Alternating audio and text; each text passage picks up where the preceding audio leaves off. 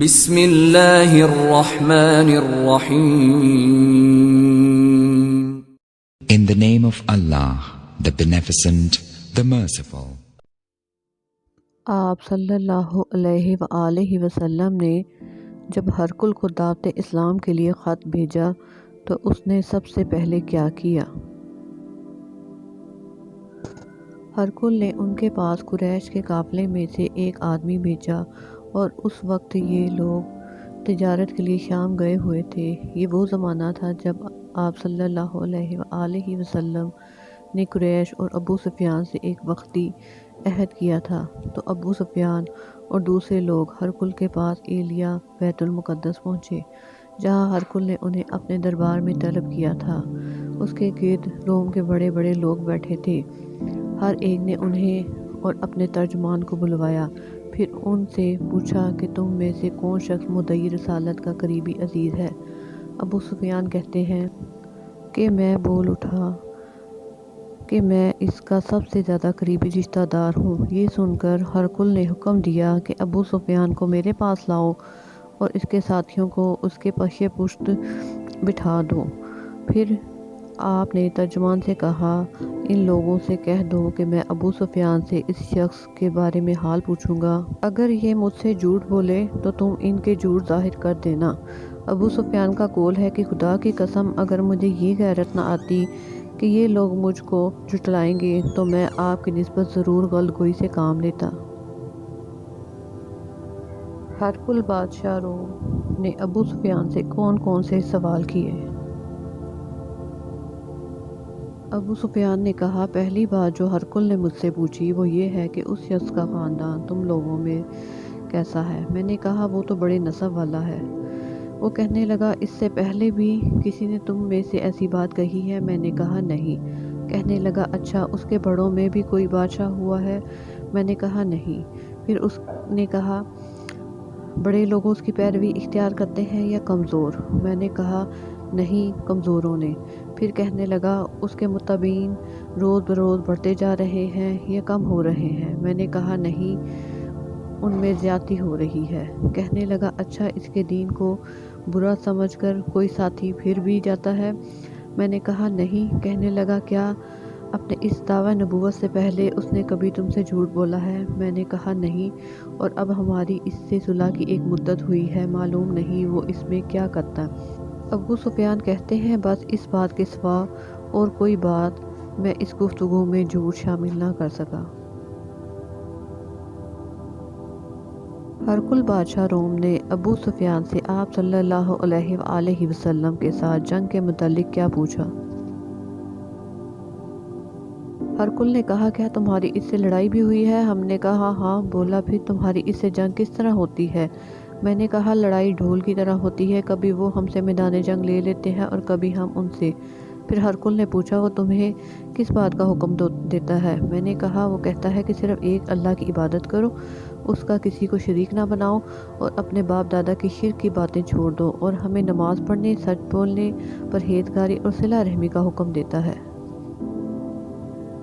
ان تمام سوالات کے جوابات میں ہرقل نے اپنے ترجمان کو ابو سفیان سے کیا کہنے کا حکم دیا؟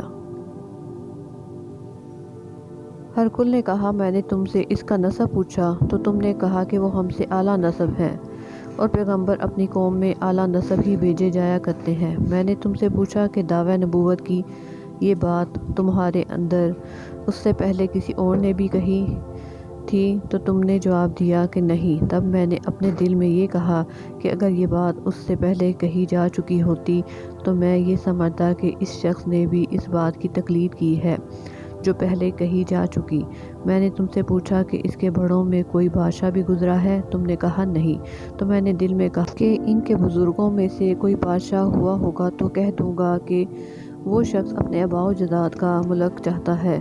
اور میں نے تم سے پوچھا اس بات کے کہنے پر، یعنی پیغمبری کا دعویٰ کرنے سے پہلے تم نے بھی اس کو دروغ گوئی، جھوٹ کا الزام لگایا ہے؟ تم نے کہا نہیں۔ تو میں نے سمجھ لیا جو آدمیوں کے ساتھ دروغ گوئی سے بچے وہ اللہ کے بارے میں کیسے جھوٹی بات کہہ سکتا ہے۔ ہرقل نے ابو سفیان کو باقی سوالوں کا کیا جواب دیا؟ میں نے پوچھا کہ بڑے لوگ اس کے پیروکار ہوتے ہیں یا کمزور آدمی؟ تم نے کہا کمزوروں نے اس کی اتباع کیا ہے، تو یہی لوگ پیغمبروں کے متبعین ہوتے ہیں۔ اور میں نے تم سے پوچھا کہ اس کے ساتھی بڑھ رہے ہیں یا کم ہو رہے ہیں؟ تم نے کہا وہ بڑھ رہے ہیں، اور ایمان کی کیفیت یہی ہوتی ہے حتیٰ کہ وہ کامل ہو جاتا ہے۔ اور میں نے تم سے پوچھا کوئی شخص اس کے دین سے ناخوش ہو کر لوٹ بھی جاتا ہے؟ تم نے کہا نہیں، تو ایمان کی خاصیت بھی یہی ہوتی ہے جن کے دلوں میں اس کی مسرت رچ بس جائے۔ میں نے تم سے پوچھا کہ وہ عہد شکنی کرتے ہیں؟ تم نے کہا نہیں، پیغمبروں کا یہی حال ہوتا ہے، وہ عہد کی خلاف ورزی نہیں کرتے۔ اور میں نے تم سے پوچھا تم سے کس چیز کے لیے کہتے ہیں؟ تم نے کہا وہ ہمیں حکم دیتے ہیں کہ اللہ کی عبادت کرو، اس کے ساتھ کسی کو شریک نہ ٹھہراؤ، اور تمہیں بتوں کی پرستش سے روکتے ہیں، سچ بولنے اور پرہیزگاری کا حکم دیتے ہیں۔ لہذا اگر یہ باتیں جو تم کہہ رہے ہو، تو ان قریب وہ اس جگہ کا مالک ہوگا جہاں میرے دونوں پاؤں ہیں۔ مجھے معلوم تھا وہ پیغمبر آنے والا ہے، مگر مجھے خیال نہیں تھا وہ تمہارے اندر ہوگا۔ اگر میں جانتا کہ اس تک پہنچ سکوں گا تو اس سے ملنے کے لیے ہر تکلیف گوارا کرتا۔ اگر میں اس کے پاس ہوتا تو اس کے پاؤں دھوتا۔ آپ صلی اللہ علیہ وآلہ وسلم نے دعوت اسلام کا جو خط صحابی دحیہ کلبی کے ذریعے حاکم بصرہ کے پاس بھیجا، ہرقل نے وہ منگایا اور دربار میں اس کو پڑھا۔ تو دربار میں کیا حالات پیدا ہوئے؟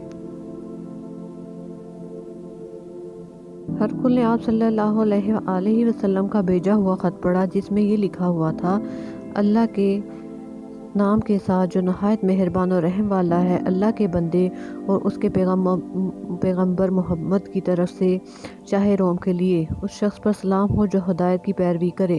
اس کے بعد میں تمہیں دعوت اسلام دیتا ہوں کہ اسلام لے آؤ تو دین اور دنیا کی سلامتی نصیب ہوگی، اللہ تمہیں دوہرا ثواب دیں گے، اور اگر تم میری دعوت سے روگردانی کرو گے تو تمہاری رعایا کا گناہ بھی تم ہی پر ہوگا۔ اے اہل کتاب، ایک ایسی بات کی طرف آ جاؤ جو ہمارے اور تمہارے درمیان یکساں ہے، وہ یہ ہے کہ ہم سب اللہ کے سوا کسی کی عبادت نہ کریں اور کسی کو اس کا شریک نہ ٹھہرائیں، اور نہ ہم میں سے کوئی کسی کو اپنا خدا کے سوا اپنا رب بنائے۔ پھر اگر وہ اہل کتاب اس بات سے منہ پھیر لیں تو مسلمانوں، تم ان سے کہہ دو کہ تم مانو یا نہ مانو، ہم تو ایک خدا کی اطاعت گزار ہیں۔ ابو سفیان کہتے ہیں جب ہرقل نے جو کہنا تھا کہہ دیا اور خط پڑھ کر فارغ ہوا تو اس کے ارد گرد بہت شور و غل ہوا، بہت سی آوازیں آئیں اور ہمیں باہر نکال دیا گیا۔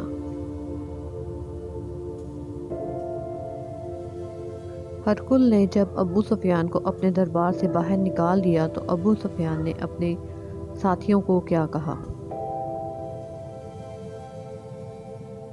ابو سفیان بولا، میں نے اپنے ساتھیوں سے کہا کہ ابو کبشہ کے بیٹے محمد صلی اللہ علیہ وآلہ وسلم کا معاملہ تو بہت بڑھ گیا ہے، دیکھو تو اس سے بنی اصفر روم کا بادشاہ بھی ڈرتا ہے۔ مجھے اس وقت سے اس بات کا یقین ہو گیا کہ آپ غالب ہو کر رہیں گے، حتیٰ کہ اللہ نے مجھے مسلمان کر دیا۔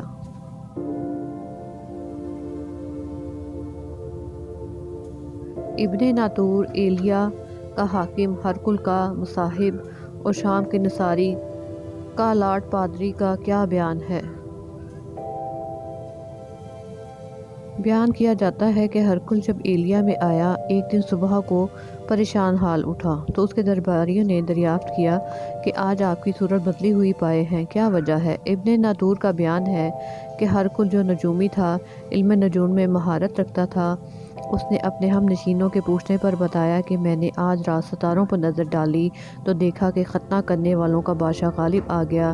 اس زمانے میں کون لوگ ختنہ کرتے ہیں؟ انہوں نے کہا کہ یہ یہودیوں کے سوا کوئی ختنہ نہیں کرتا، تو اس کی وجہ سے پریشان نہ ہوں، سلطنت کے تمام شہروں میں یہ حکم لکھ کر بھیجیے کہ وہاں جتنے یہودی ہوں سب کو قتل کر دیا جائے۔ وہ لوگ انہی باتوں میں مشغول تھے کہ ان کے پاس ایک شخص لایا گیا جسے شاہ غسان نے بھیجا تھا۔ وہ شخص جسے شاہ غسان نے بھیجا تھا، اس نے کس کے حالات بیان کیے؟ اس نے رسول اللہ کے حالات بیان کیے۔ جب ہرقل نے سارے حالات ان کے سامنے بیان کیے تو کہا کہ جا کر دیکھو وہ ختنہ کیے ہوئے ہیں یا نہیں۔ انہوں نے اسے دیکھا تو بتلایا کہ وہ ختنہ کیا ہوا ہے۔ ہرقل نے جب اس شخص سے عرب کے بارے میں پوچھا تو اس نے بتایا وہ ختنہ کرتے ہیں۔ تب ہرقل نے کہا یہی محمد صلی اللہ علیہ وآلہ وسلم اس امت کے بادشاہ ہیں جو پیدا ہو چکے ہیں۔ پھر اس نے اپنے ایک دوست کو رومیہ میں لکھا، وہ علم نجوم میں ہرقل کی ٹکر کا تھا۔ پھر خود ہرقل حمص چلا گیا، ابھی حمص سے نکلا نہیں تھا کہ اس کے دوست کا خط اس کے جواب میں آ گیا۔ اس نے بھی آپ کے ظہور کے بارے میں ہرقل کے موافق رائے دی تھی کہ محمد صلی اللہ علیہ وآلہ وسلم واقعی پیغمبر ہیں۔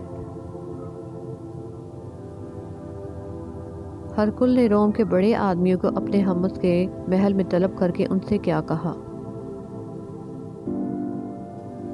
جب ہرقل نے روم کے بڑے آدمیوں کو حمص کے محل میں طلب کیا، اس کے حکم سے محل کے دروازے بند کر دیے گئے۔ پھر اپنے خاص گھر سے باہر نکلا اور کہا، اے روم والوں، کیا ہدایت اور کامیابی کچھ تمہارے لیے بھی ہے اور تم اپنی سلطنت کی بقا چاہتے ہو تو پھر اس نبی کی بیعت کر لو۔ یہ سننا تھا کہ پھر وہ وحشی گدھوں کی طرح دروازے کی طرف دوڑے مگر انہیں بند پایا۔ آخر جب ہرقل نے اس بات سے ان کی یہ نفرت دیکھی اور ان کے ایمان لانے سے مایوس ہو گیا تو کہنے لگا، ان لوگوں کو پھر میرے پاس لاؤ۔ جب وہ دوبارہ آئے تو اس نے کہا، میں جو بات کہی تھی اس سے تمہاری دینی پختگی کی آزمائش مقصود تھی، سو وہ میں نے دیکھ لی۔ تب یہ بات سن کر سب کے سب اس کے سامنے سجدے میں گر پڑے اور اس سے خوش ہو گئے۔ بالآخر ہرقل کی آخری حالت یہی رہی، یعنی عیسائیت پر قائم رہا۔